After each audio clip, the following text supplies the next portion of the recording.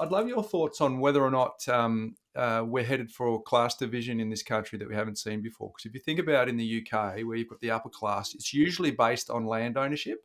And in Australia, up until now, it's just been normalised that we're going to participate in the great Australian dream. But as we're now Mm. seeing that sandwich generation and lots of permutations that we get where people can't get onto the ladder, if we extrapolate that 10, 15, 20 years' time, and to the point that you said before about forced savings that comes from having a mortgage, those people will have this reverse compounding effect of being further and further out and have more of the haves and haves not. So what's your observation? What do you call that? And are we headed for class division?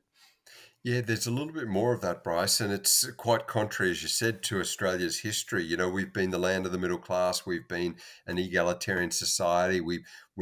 Early migration moved away from the class system of England and said, "Hey, this is the land of opportunity. It's the lucky country, and everyone gets to go." And even when you look at the suburbs, they've always been the great melting pot of everyone. You know, there's some utes in some of the driveways there. Those that left school, year 9, year 10, tradies, alongside doctors or professionals who went through uni, and it didn't matter what you did in your pathway. You could earn some dollars, you could save, and you could buy a home.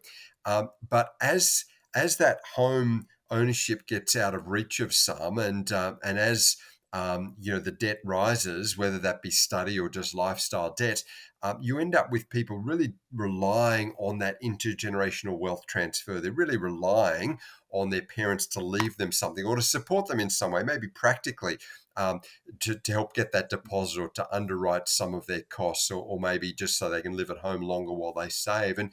And that's great for those that have the parents with a little bit of support and mechanism.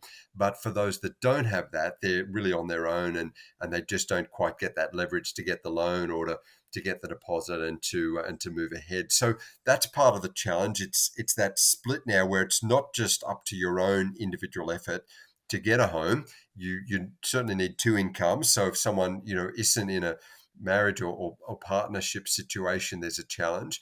You probably need a bit more support beyond that, a good savings behind you, or maybe the bank of mum and dad.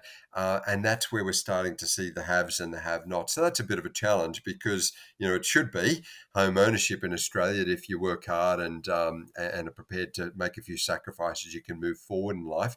The other aspect of that sandwich generation does impact certain age groups more than others, and it's us in the 50s, probably from the 40s to the 50s, that are sandwiched between really having to look after elderly parents that might be 70s, 80s, or a bit older, and there's a practical element of that. We take time out and we look after them, and that's obviously important, but there's often a financial side to that as well. Maybe the parents, an elderly parent lives with the adult children. Maybe there's a bit of support given to get them through some of those times.